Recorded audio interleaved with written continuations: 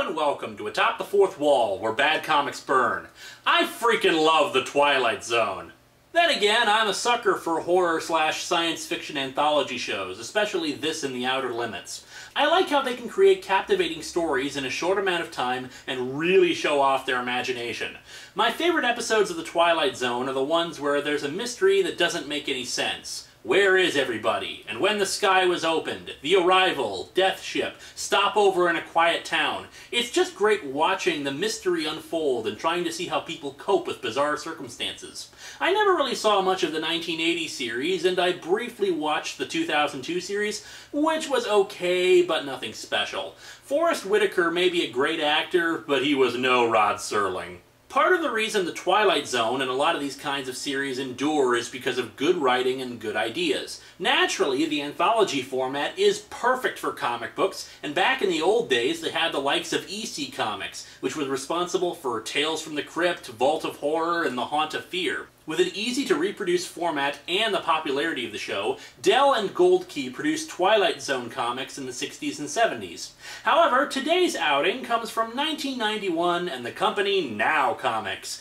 which you may remember as the publisher behind Mr. T and the T-Force, so you know we're in good hands here. So let's dig into the Twilight Zone number 9 and see what they made of the series. Submitted for your approval, a comic reviewer named Linkara.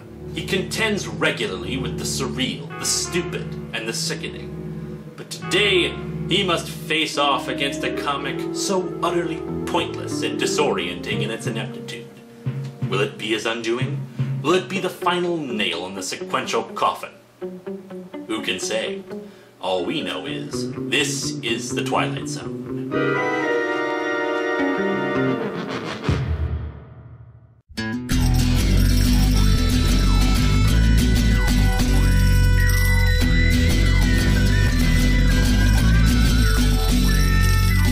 Welcome to Atop the Fourth Wall, where bad comics burn.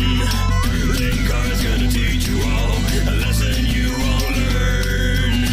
Brodsky, you're not the smartest. Life out, you're not an artist. Anyone who's had a bad comic published, it could be your turn. Linkara, he's a man punch, wears a parody hat. Linkara, he has a magic gun. Where'd he purchase that? Linkara,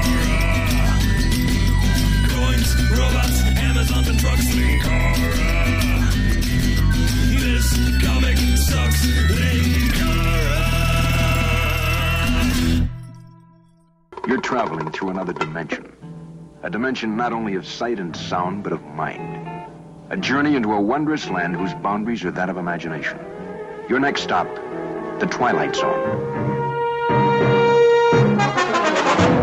This cover baffles me. It's not the creepy clown image on it or the carnival sideshow pictures on the bottom. Those make for perfectly fine images, since this thing does have a carnival thing going for it in the story. But the thing that perplexes me is that for absolutely no reason at all, there's a hologram picture of two snakes on a checkered floor with a skull, two eyes in the shadows, and a monster. Why? What's the point? The hologram is positively tiny and serves no purpose. If the entire cover was a foil hologram, that'd make sense, but why just the tiny hologram? Hell, it's not even a very good hologram. Most hologram pictures at least try to appear partially 3D and leap off the page. Full color! I love it when independent comic publishers feel the need to express that. Though I admit further confusion, I don't think we've run into any Now comics yet that weren't in color. Oh, speaking of... with spectacular 3D segment! Oh, goody! I look forward to my eyes being hurt and not being able to comprehend what the hell is going on. And I'm sorry, this clown thing is starting to bug me. There's not even a clown character in this comic, and yet they're bringing out the creepy clown imagery. Look, I get it. Clowns can be scary because they possess exaggerated physical features and their silly mannerisms suggest something far more sinister, and because they're also associated with children, it creates an even bigger magnitude for potential horrible scenarios. However, I refuse to allow this thing against clowns to continue unchallenged. Clowns are only trying to make people experience joy and happiness, and I am a proponent of making people happy. As such, I'd like to introduce a new character to Atop the Fourth Wall. This is Boffo the Clown. He is dignified, content, and above all else, he is not an evil clown. Take that, clown haters! You said it, Boffo! Boffo? Huh, must be on a break. Anyway, we open on an alleyway where a woman with a black eye is laying on the ground with her dog. The dog wakes up and starts growling, a trash can nearby falling over because, I don't know, a cat or something? It's not clear. She tells the dog to shush, primarily because there's a police car nearby that seems to be passing by and glancing at the alley. She takes off with the dog and the Rod Serling-esque narration starts, the woman arriving in front of a coffee house. Meet Darlene Larkin, lost child, one of the many the streets claim as their own. Unfortunately, the streets didn't have a receipt for her, so she couldn't be returned when they realized they already had one. She's not sure what she's looking for, but one thing's for certain. She hasn't found it. Aw, I wanted a Denny's, not a coffee house! That is, until she wanders into the Twilight Zone. She was subsequently kicked out of the Twilight Zone when she couldn't afford the entrance fee. Then it gets kind of weird, since the next panel suddenly mirrors her walking, but now she's going towards a carnival funhouse. While, yes, she will be going into this funhouse later, I'm not sure why the hell we have the panels going like this. We cut to the inside of the diner, where two assholes are talking to the waitress. Here's the menu. Thank you. I'll be right back with you.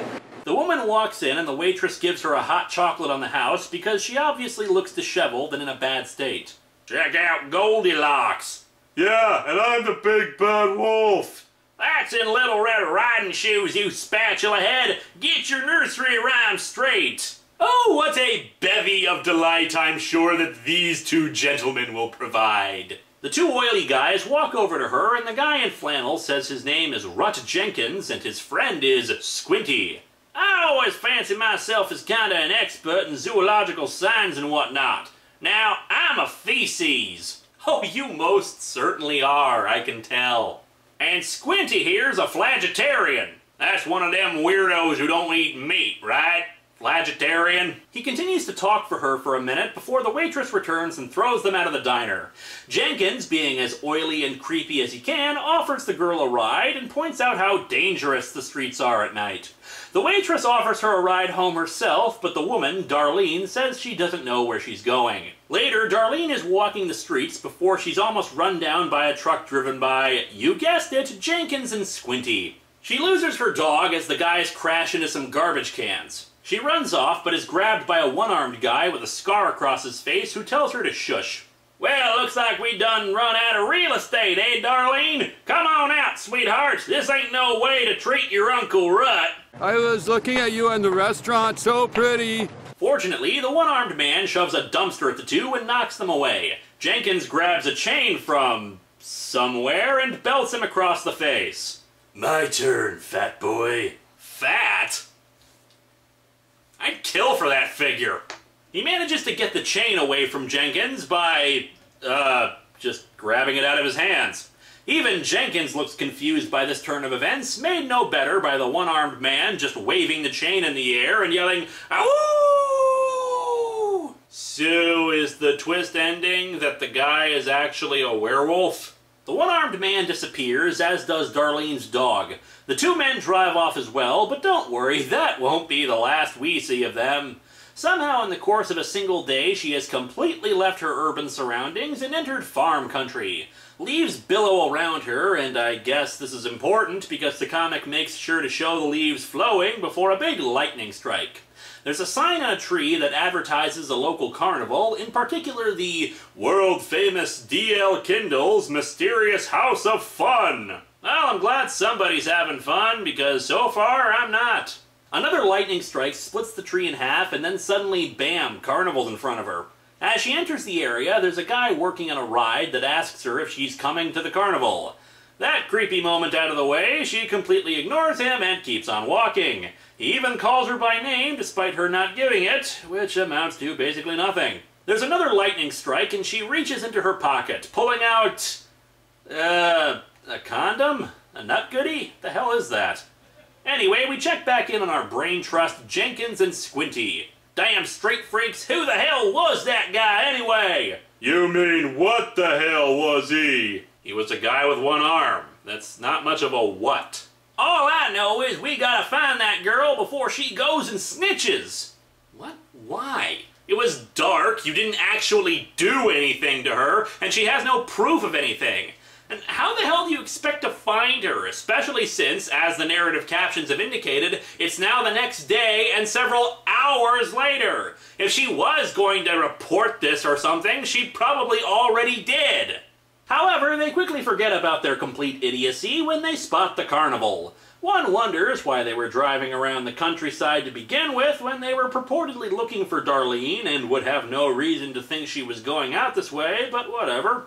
Squinty is really excited to go to the carnival, but for some bizarre reasons, Jenkins thinks Darlene is somewhere around. Oh, and because somebody decided that this story needed to be 28 pages, we have some padding of Darlene going on rides, then the two Hicks going on rides, and this is the Twilight Zone, right? Stories about aliens and ghosts and nightmares and crap? Hell, the only time I can think of when the Twilight Zone went to the carnival was that guy who had the recurring nightmare of dying on a roller coaster. And that episode was sure as hell more interesting than it has been for the last 12 pages. Darlene asks the Ferris wheel operator about the nearby funhouse. That there is Dirty Lyle's House of Fun. And given the name Dirty Lyle, I can presume it's a funhouse that requires at least 2 forms of ID. Oh, and despite the fact that this panel shows Darlene getting out of the ride, we cut to the next panel where she's staring down at the ground with her mouth hanging open. Duh. She may have spotted that Jenkins and Squinty were on the ride with her because she immediately leaves the Ferris wheel and runs towards the funhouse. However, if that is the case, it's not made clear. This has been some damn haphazard sequential art, I've gotta say. A lot of these panels, I'm sure, are supposed to be significant, but they're never clear about why, and other times they look like they were put together out of order. Jenkins spots her running towards the funhouse and gives chase, though Squinty wants to keep riding rides. After I take care of her, I'm gonna snap your neck like a chicken bone for putting me through all this, making me ride on carnival rides and having fun. How dare you, Squinty! And now we enter the vaunted 3D segment. As I said back in the California Raisins review, I despise 3D since it's a gimmick. However, in this case, I get what they're going for. By going 3D, it can create a unique visual style for the inside of the funhouse. It can make it appear otherworldly and cool, like you're entering another dimension. There's one little problem, though. It doesn't friggin' work! Oh, rest assured, it's better than the California Raisins comic in that there is Anaglyph 3D going on here, but it doesn't make it seem any weirder or otherworldly, it just hurts your eyes. But like I said, some images do seem to kind of pop out, but it's nothing special. Although to be fair, this comic is almost 20 years old, and it's possible the colors have faded over time. That's probably the case, especially since the reds look closer to brown or maroon. To make matters worse, it's a barely comprehensible sequence. Okay, she enters the funhouse and is told she has 20 minutes to find her way through. A parallel journey starts as Darlene makes her way through the funhouse, while Squinty and Jenkins follow behind her. The two idiots are chased by ghostly images, while Darlene gets surrounded by balloons. Then the two fall into a pit of skulls and bones, and Darlene encounters a whole bunch of cogs and gears. Oh, and then Jenkins gets punched by a zombie. I've got to say, that's extraordinarily satisfying. But on the opposite end of the spectrum, Darlene is attacked by giant toys and is almost killed by a toy soldier with a real sword. To make a long story short, the two finally start catching up with her, and despite encountering stuff like a giant scorpion, they're still dedicated to finding her. Yeah, zombies, skeletons, psychedelic environments, and giant bugs aren't the real problem. This woman is. Yee-haw! It's Rut the Pitchfork Jenkins, and I'm coming to get you, Darlene! Jenkins earned that nickname because of his baffling tendency to use a pitchfork like a dinner fork while eating. It's subsequently also the cause of his brain damage. The two split up to try to find her, and Squinty gets taken by the one-armed man, who tells him to be quiet. Jenkins, meanwhile, is attacked by... a giant mechanical spider. With lasers. Submitted for your approval. Giant robotic spiders with lasers attached to them. What the hell is in this thing anyway? Jenkins finally catches Darlene and tells her that she either has to come with him or jump. Let's jump! Let's jump around! Jump around! Jump around! Jump around! Jump around! They pass through a whole bunch of random images before ending up back in the room they started from, Squinty waiting for them there already. The announcer says that they have 20 seconds to leave, and somehow, within that time, Jenkins says they've got to leave, but they'll leave Darlene there, and that they'll use some scarf or something to tie her ankles and keep her there. Squinty suddenly turns right around and uses it on Jenkins, telling Darlene to run. Time runs out, and Squinty leaps out while snakes suddenly start appearing in the room. The 3D sequence finally ends as the two fall out of the funhouse. They realize they're no longer at where the carnival was, and the one-armed man appears with a bunch of others. Don't be scared none, Darlene. This here's Mr. Lyle Kindle. He runs the carnival. Dirty Lyle, but don't let the name throw ya. Kind of endearing, ain't it? In a creepy serial killer kind of way, yeah. Oh, and by the way, what the hell just happened? Mr. Dirty Lyle here's the man who saved you in the alley from... Of course, that was before I realized... Well, I'm sorry is all I'm trying to say. I'm sorry I tried to rape and murder you is all. Darlene once again says she has to leave, and Lyle hands her her dog. I've been watching you, Darlene. Watching over you. I know how you got that bruise under your right eye, fighting off that no-good flesh peddler last week. Oh, goody! We finally get backstory for our main character. 27 pages in! Oh, and by the way, she's barely spoken any lines throughout this comic. You never came to the carnival when you was in Richmond, or to the one in Chernville, but you came today. Why'd you come today, Darlene? Well, I'd answer that, but then I'd have to have character development. Seriously, she doesn't even answer him. Smooth. What I'm offering you is a family. All of us here was in your shoes at one time. A lot was even worse off. That's right. I was a prostitute once myself. The pay was good, but the medical plans suck. But we have much better insurance these days. Darlene decides to stay because, and naturally we never find out why the hell Squinty isn't evil anymore. Alright folks, we got us a carnival to throw. Darlene, you like horses? Do I ever? Good, grab a shovel, you're cleaning up what the horses leave behind. A few hours later, Darlene is in charge of the horse riding pavilion and wonders out loud to Squinty about what happened to Jenkins. And so our comic ends with one more 3D page showing Jenkins trapped on a wall along with other people and surrounded by decaying bodies and skulls. Life proves time and time again that things aren't always what they seem. For example, you probably thought this was going to be a good Twilight Zone comic. What may hold retribution for one might offer redemption to another. And yet another will just decide to run away and join a carnival. Look, we haven't quite figured out this moral yet. Just pretend this is a happy ending. But even the seemingly unwanted, forgotten, or lost can find solace when the carnival comes to town. Excuse me, but the diner waitress was being plenty nice to her, and as far as I know, she wasn't part of the carnival. Especially when the doors to the funhouse open one way into the Twilight Zone. Of course, it doesn't really matter which way they opened, since people were still able to escape the funhouse and everything. This comic sucks! Let's ignore for a second the shoddy 3D nonsense. This was just terribly written and presented. Darlene had no character development and just spent the entire time running away. We finally get her backstory at the very end, but it's too little too late. The villains were one-dimensional, and Squinty's redemption comes completely out of left field. Nothing about this magical funhouse is explained, what it is, where it comes from, or how it works. The artwork itself is passable, but it fails as a story told in sequential art as many sequences are unclear and lacking a point. Bottom line, open the doorway to imagination, and think of a better story than this one.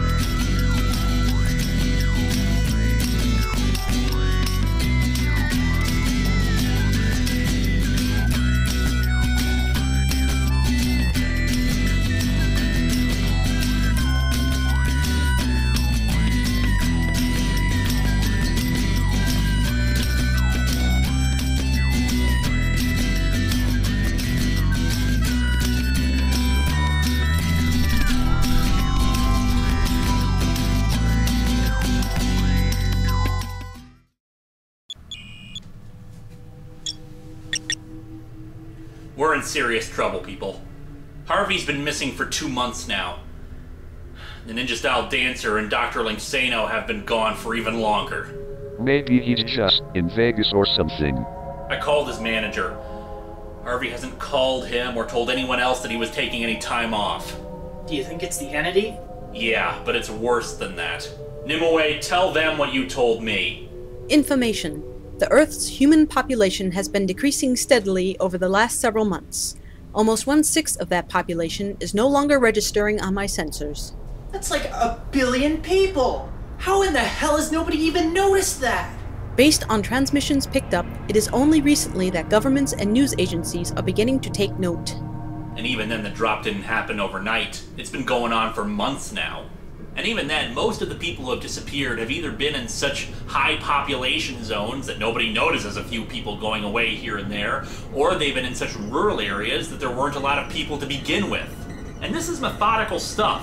Entire families disappear to decrease the chance of someone reporting them missing. It never happens when there are other people around, and there is no residual trace of energy or anything that would indicate what happened to them. So what are we gonna do, dude? I've designed a series of new safeguards that should help, including force fields, alarms, and just emergency procedures that we can implement if we're ever under attack. We can't stay together all the time, but we can reduce the chance of us getting taken by whatever's going on. Pollo, head into the living room and start implementing these procedures. Right. We should probably not go anywhere without a phaser or something to protect ourselves. Dude, that'll be awesome! I can carry the chain gun around and... Warning. Intruder is present in the living room. Pollo!